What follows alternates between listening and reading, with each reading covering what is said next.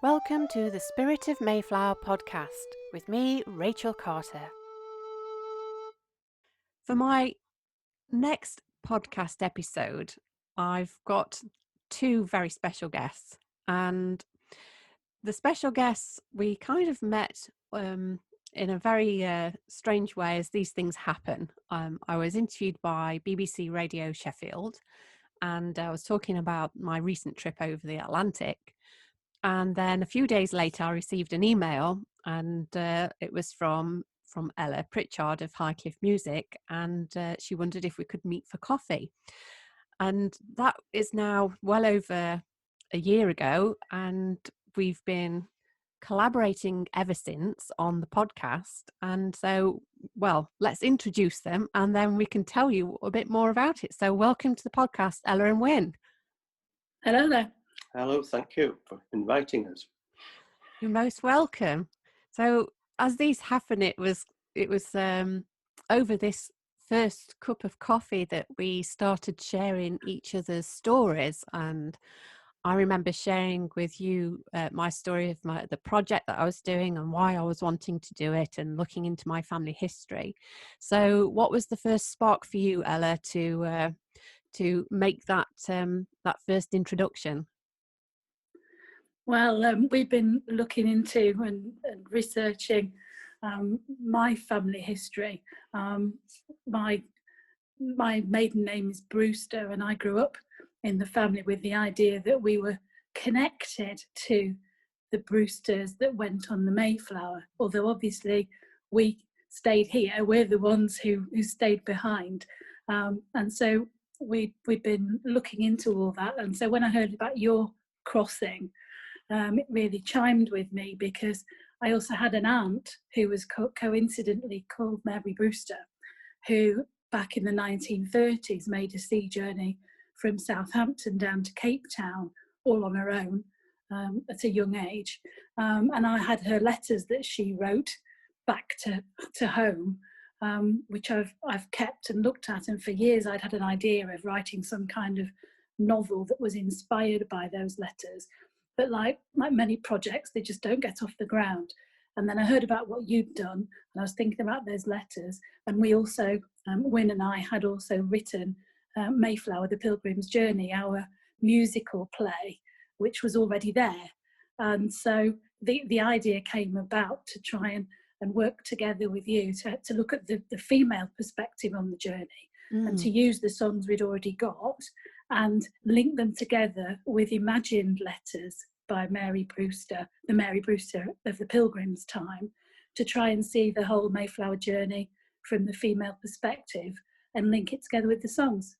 Yeah, and I remember when we sat down for that first coffee and we talked about it, and you know, the thought that your Aunt Mary traveling all that way as a solo female traveler in the 1930s was an amazing story to hear. And you know, it's I think myself, when I traveled the Atlantic on my own only last year, so many people have said, "Oh, you're so brave," and it really does help give you that perspective of what the Mayflower travelers, you know, were going through. Although I didn't feel brave at the time, but I suppose looking back on my journey and reflecting on it now, it was quite something to just go off on my own, leave family behind, and undertake this journey. Well, exactly. When we heard you on the radio, it was a case of, I really want to talk to this lady and find out more about it. So let's have, you mentioned you'd written some songs. So let's have a little snippet of one of the songs. So you may, if you're a regular listener to the podcast, you'll have recognised these because they have punctuated all the way through the episodes of the Spirit of Mayflower podcast. So this first one is called Away, Away.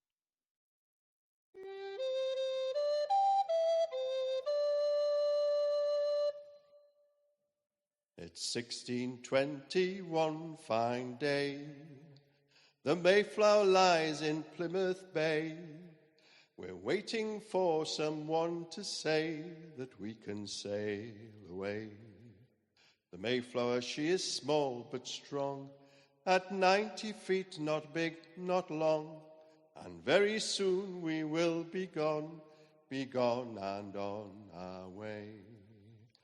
Away, away, away, away, we'll very soon be on our way to find that new world far away. Away, away, away. Away, away, away, away, yes, very soon we'll leave this bay, and it will be a glorious day. Away, away, away. Well, what a lovely song, and it really sets that scene. So what was you thinking about when you was writing that first song? Well, I wanted to, as you say, set the scene in terms of what the ship was like, in terms of its size, its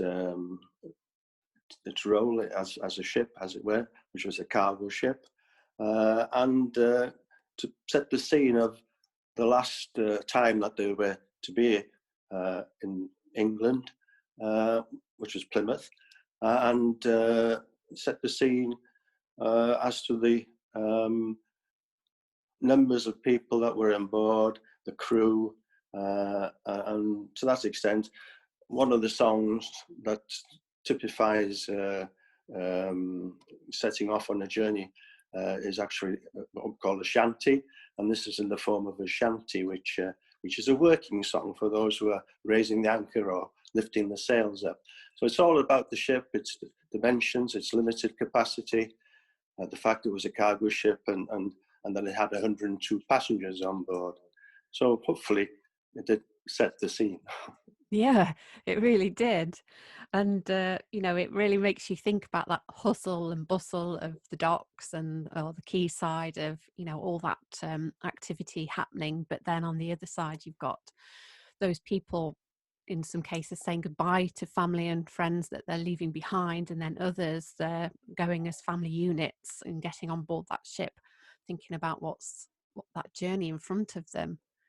So, Ella, if we could just touch back again on your aunt in 1930. So you said that she wrote letters and that helped to inspire a series of letters from the perspective of the Mary Brewster who travelled on Mayflower.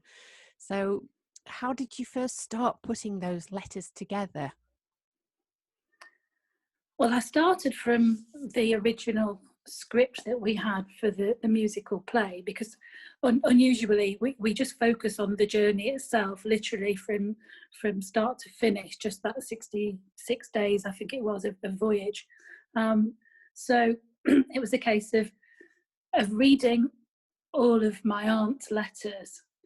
And then I got a good friend who writes, and he said to me, you've got to sit with it, and you've got to sit quietly and wait for the voice to come to you. So without sounding too strange, that's what I did. I pulled snippets out from the real letters, because they gave you a perspective of being out in the middle of the ocean and not knowing what was coming. And then had those in front of me and just sat with the story and trying to think, okay, Mary's been uprooted once already because she's been living in Holland. She's left her 3 eldest children behind.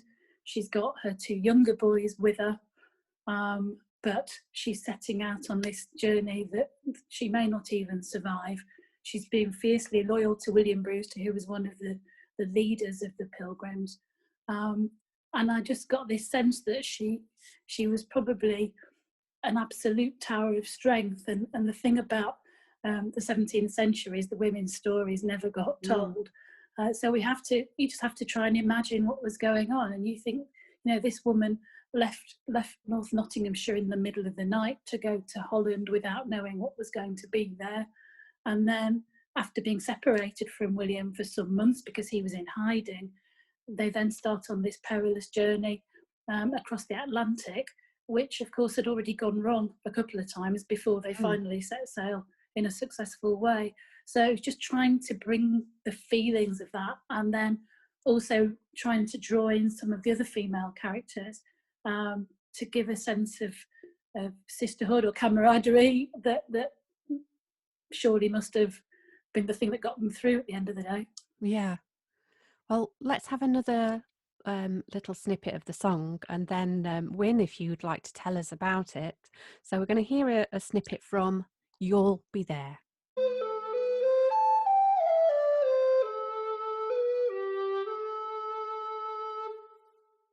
In the morning as the sun was rising, in a clear and cloudless sky, in the early morn as day was dawning, you were still there by my side, with your warm and gentle body, full of love and tender care. In the morning of my days I know that you will be there.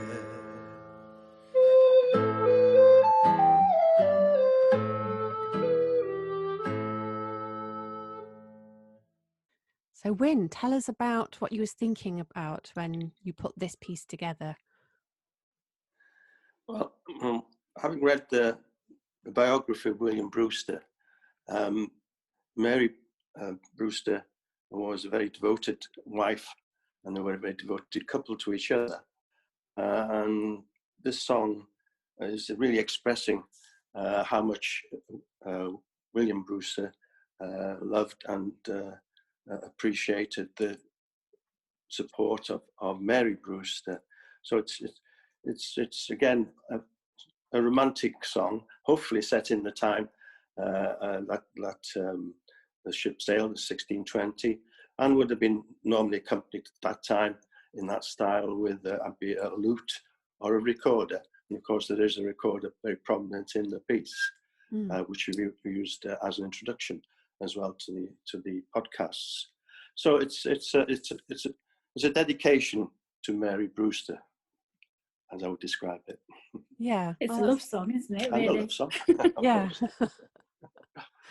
You can, I think, having all of these different elements, from historic sources to imagined letters to songs, and then my contemporary travels, it really does help put that picture in your mind and imagine these people from from history and what they meant to each other, and the strength that they found in one another to undertake this this quite dangerous journey over the Atlantic. And I think the next song will go straight into it, because it's quite a different one again, isn't it? So let's hear Quiet Song, and then Wynne, if you'd like to tell us about the song there and some of the feelings. So I'll introduce Quiet Song.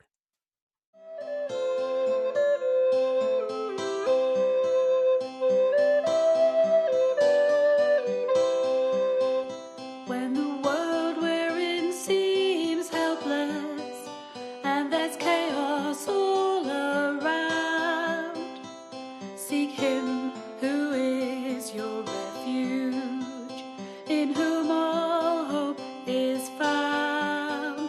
If your life's a downward spiral with no hope to get you through, that is when the Lord is nearest. Ask him now, he's there for you. It's a quiet kind of knowing that your life is in his hands, that he knows our every weakness, yet forgives and understands.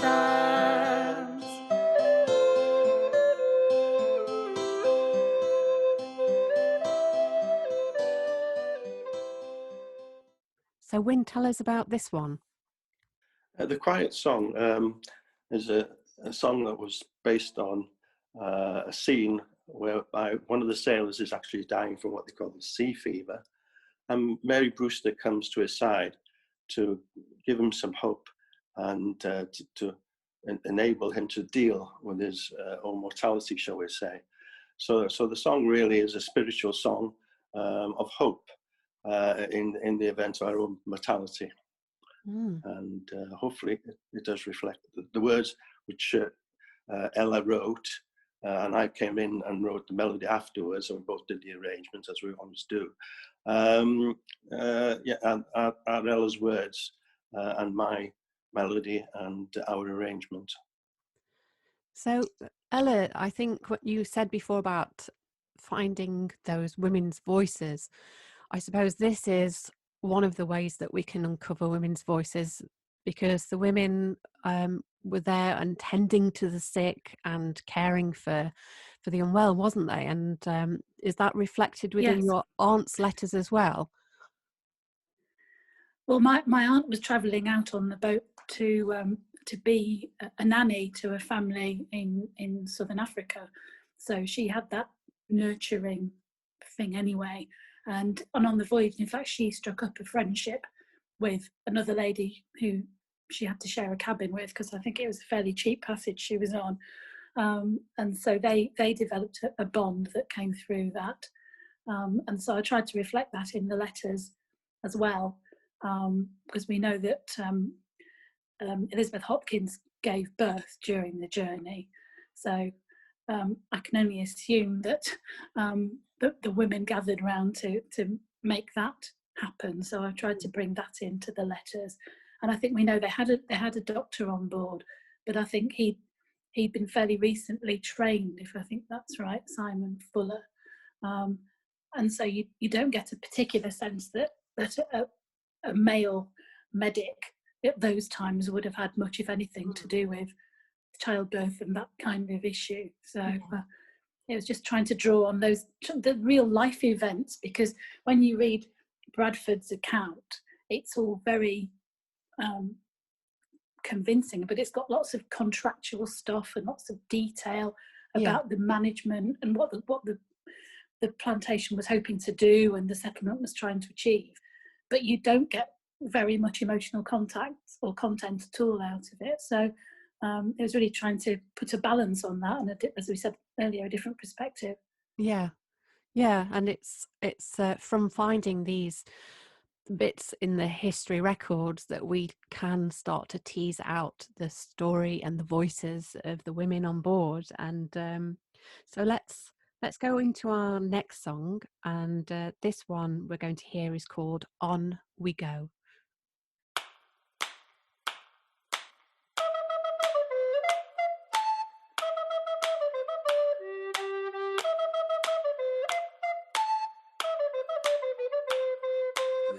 To a land across the sea, going to a place where there's liberty. We're going to a land where we'll be free, going to a place where we're meant to be. We are strong and we are true, the Lord will show us just what to do. God is with us and this we know, the Lord will deliver us, so on we go.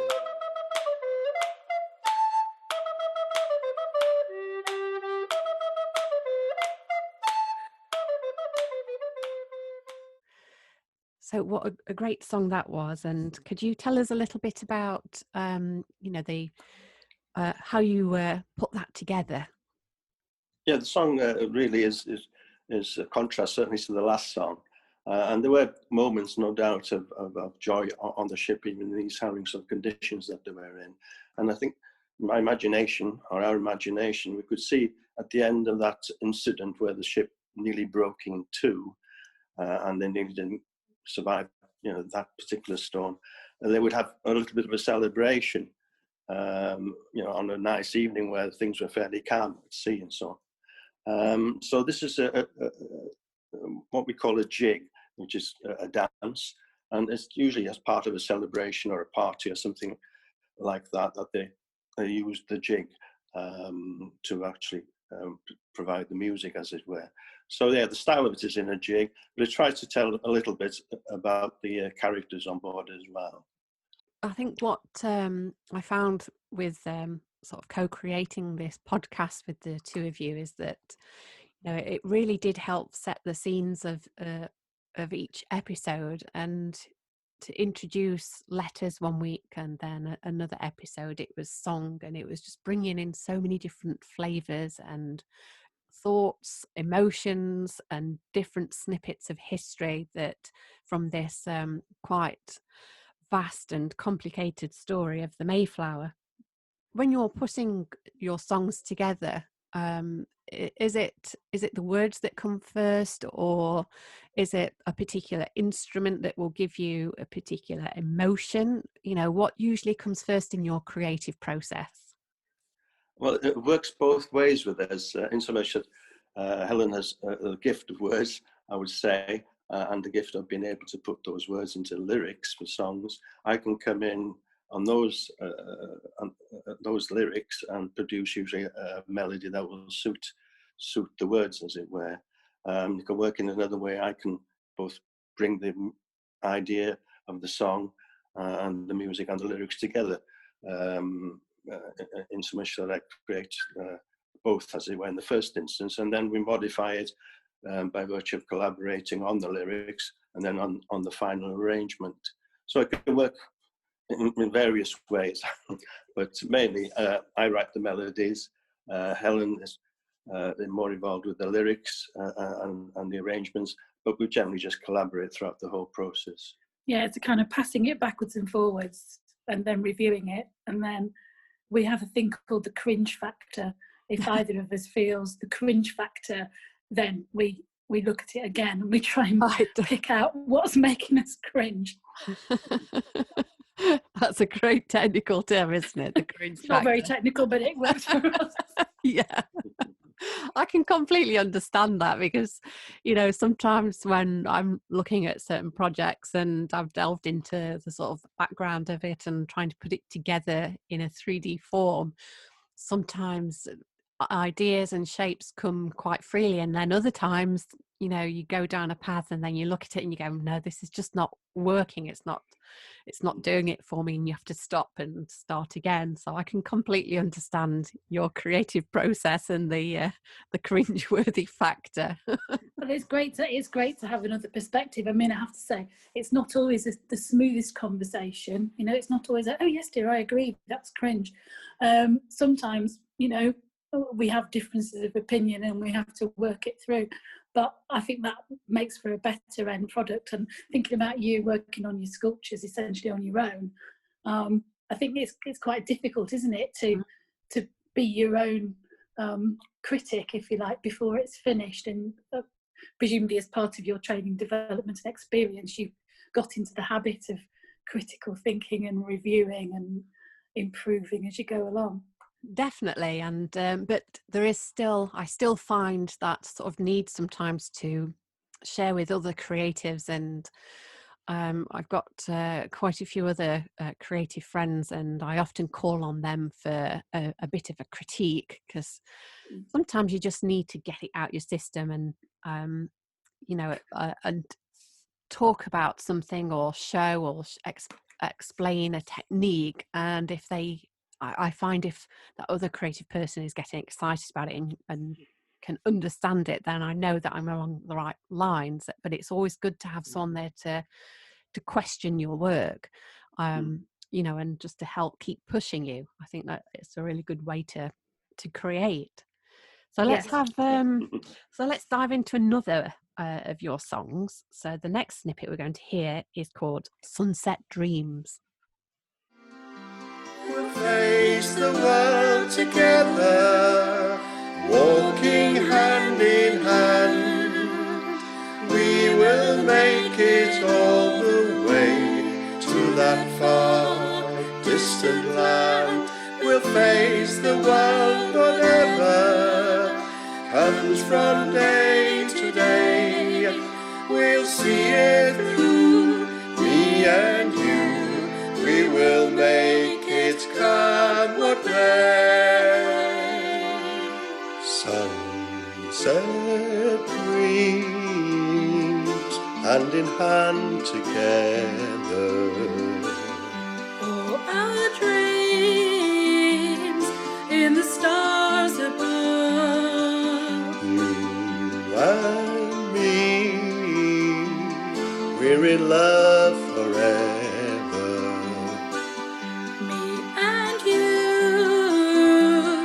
Forever in love.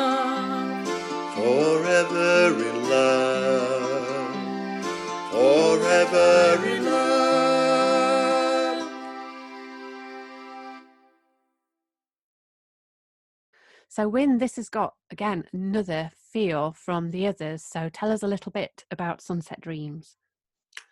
Yeah, well, going on from the last song, The Jig, On We Go, I would imagine at the end of that there would be some sort of romantic liaison between the two, John Alden and Patricia Mullins.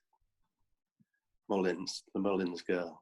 And this song really is more of a contemporary style, a more modern style, if you like, but I felt it was a song that reflects, again, their initial fascination with one another. And in fact, they were the first couple to be married in the New World, and went on to have 10 children, in fact. Gosh. And how many grandchildren? 80 something. 88, I believe. Good grief. Busy people. I have to check that again because I can't believe myself now I've said it. That's a lot of children, isn't it? When that first spark was kindled on the sunset of the deck of the Mayflower, it really does sort of paint that picture, doesn't it? So what has been another interesting thing for me is with the sculpture that I've been creating is I've been concentrating on the women's voices and the story before they left and boarded the Mayflower, looking at sort of their reasons for fleeing the Midlands, for separating their roots and leaving loved ones behind. And I've not touched on a great deal on what they did when they landed there, but then when you hear that song and and you discover that love was kindled and they got married and they've had 10 children and all those grandchildren, and I'm getting emails from people over in America that are Mayflower descendants, because they're interested in the project. They want to know a little bit more about it, and it's really nice to hear from them and hear who they're connected to, when these people that we're looking at in history, in the pages of William Bradford's diary or other contemporary sources, they seem so far away because there's 400 years between us. But then when you get an email from one of their great, maybe 10 times great grandchildren, and then that brings it bang up to date, doesn't it? Yeah, it's quite remarkable, isn't it? Yeah. And so you both went to New England as part of your research and development, didn't you? Did. Well, yes. In fact, it was the case of a trip to New England 20 years ago, because of, say, the family interest, and my father and mother wanted to go. So we did a trip and did the Plymouth Plantation and all the sites over there. But interestingly enough, it was Wynne that came back absolutely inspired by the story, having bought some books, in particular a book called Pilgrim, a biography of William Brewster, which is by Mary B. Sherwood, one of his direct descendants. And so that all that time ago, that resulted in him being inspired to write the New England song, which is actually the last song in the play. So the whole thing's grown in a different way. I'll perhaps let Wynne explain what happened after that. Yeah, well, it was a one-off at the time, and I didn't think any more about it. I sung it in one or two folk clubs here and there.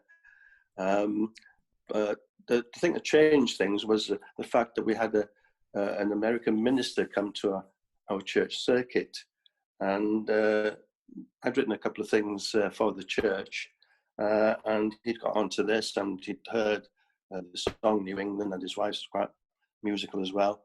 I'd heard it, and they said, "Paul, you should be doing something with this. Can we put it together into a harvest celebration song, or part of a group of songs as it came to be?"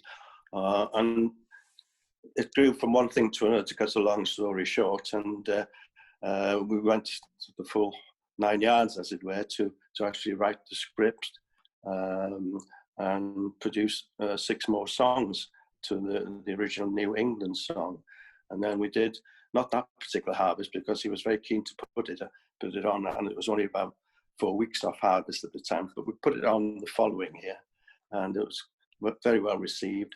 And in the year after, we performed it at the Flower Festival in Dronfield.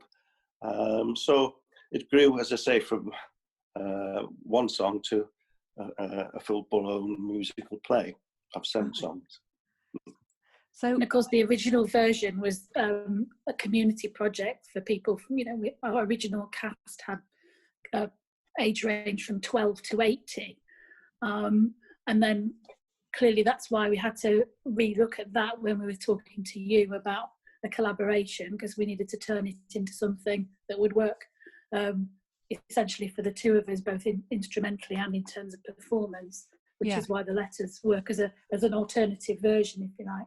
Yeah, and they've worked very, very well. They've been fascinating letters to hear. So let's have a look at your song snippet number 6, and this one is called "This Is the Day." This is the day that the Lord has given. Come, let us thank the Lord for all the good things that we are given. Let's give our thanks to God. Let us pray that we this day live to spread His word. This is the day that the Lord has given. We all thank the Lord. This is the day that the Lord has given. We all thank the Lord. So tell us a little more about this song that we've just heard. The style of this song is a very traditional hymn style, which I actually wrote for the church. It does lend itself to the sort of hymn that would have been sung at that time, around about the 1620s. And so, as far as I could see, it's fitting into the Mayflower story. It was the song that they sang as and when they sighted land for the first time. So this is a song of thanksgiving for having arrived safely in the New World and seeing that the land was there for them to go to. So yeah, it's a traditional style hymn which was sung, in fact, very appropriately in one of your recent podcasts where you had a minister that you were interviewing. Oh yes, yes, Rachel, it was uncanny, that wasn't it? That was was. when I was saying to you about some sort of inspiration behind this collaboration, because just by pure coincidence, when you were interviewing Suzanne Nockels, the congregational minister, the song that we provided for that episode was the Thanksgiving hymn. So it was almost like divine intervention on that one. It was. It's just when I think back from that first coffee that we shared together and to where we are now, because originally we were going to look at doing a touring, almost like a play, where it looked at 2 diaries but 400 years apart, and it was going to be the 3 of us on stage using spoken word and music. But then COVID happened, and that put a halt to everything, and so we decided that all this wealth of creativity that we had between us was just, it needed to get out there, and we came up with the idea of making a podcast series.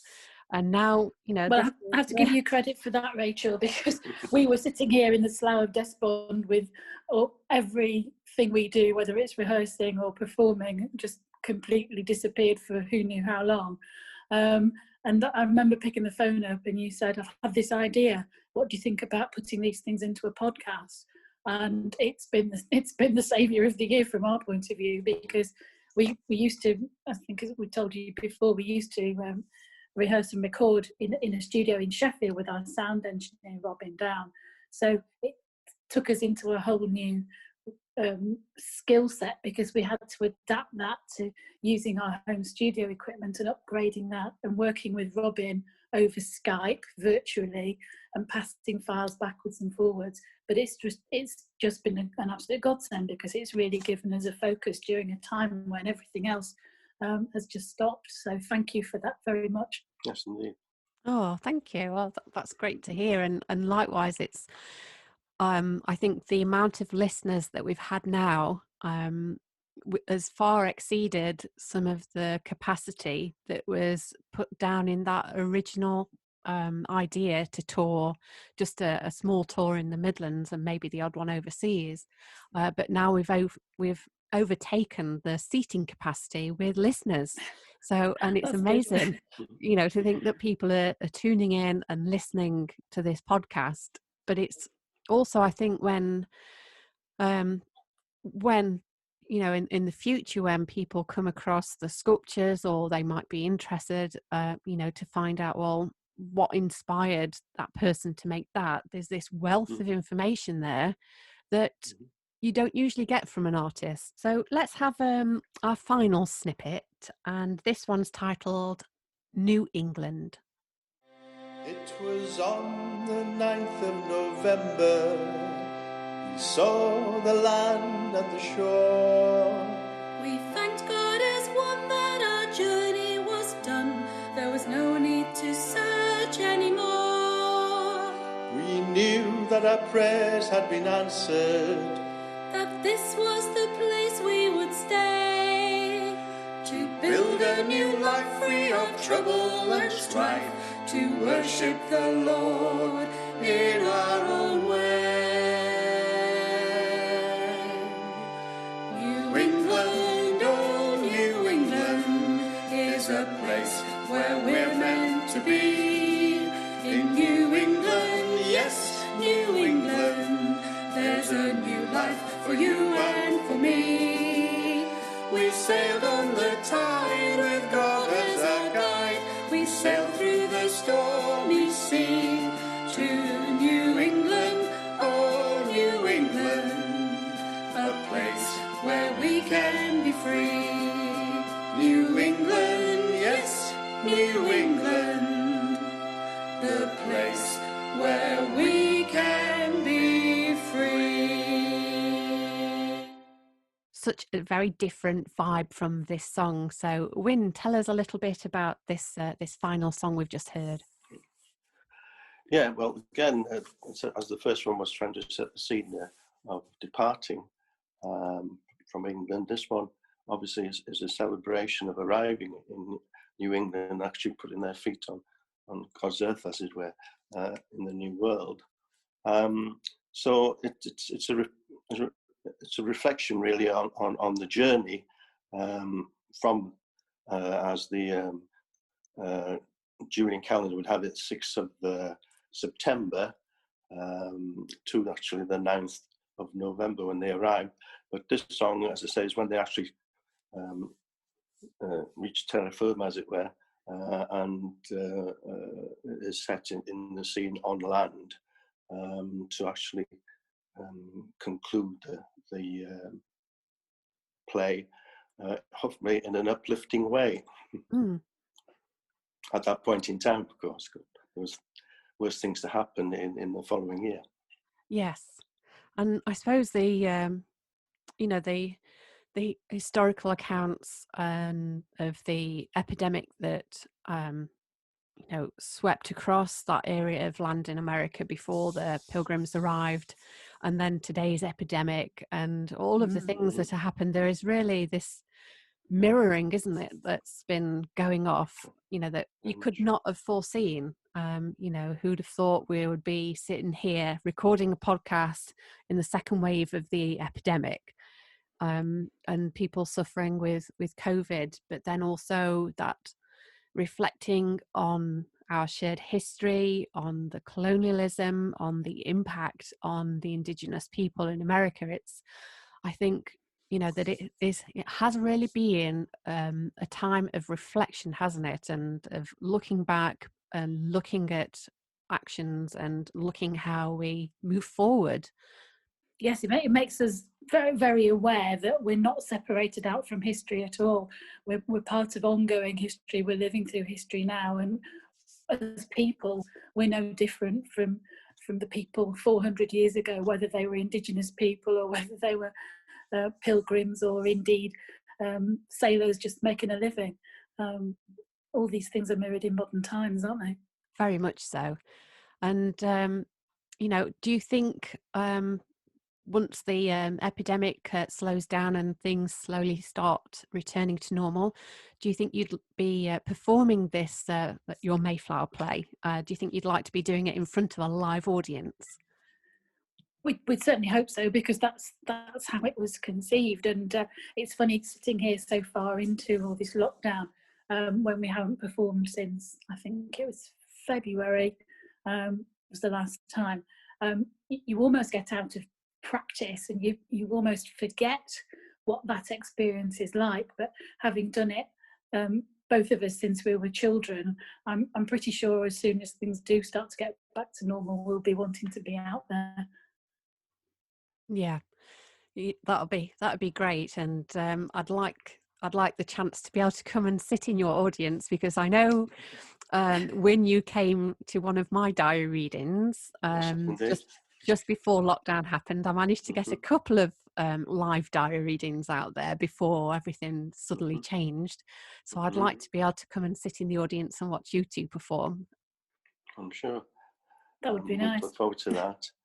Wow. Well, I want to thank you both so much, just for being part of this podcast journey with me. It's been really great, and I've really enjoyed sort of getting your emails with songs attached and having a listen, because I wasn't sure what was going to be coming from each week and what letter. So it's been a delight to have all of these different artistic outcomes arriving in my inbox throughout the series of this podcast.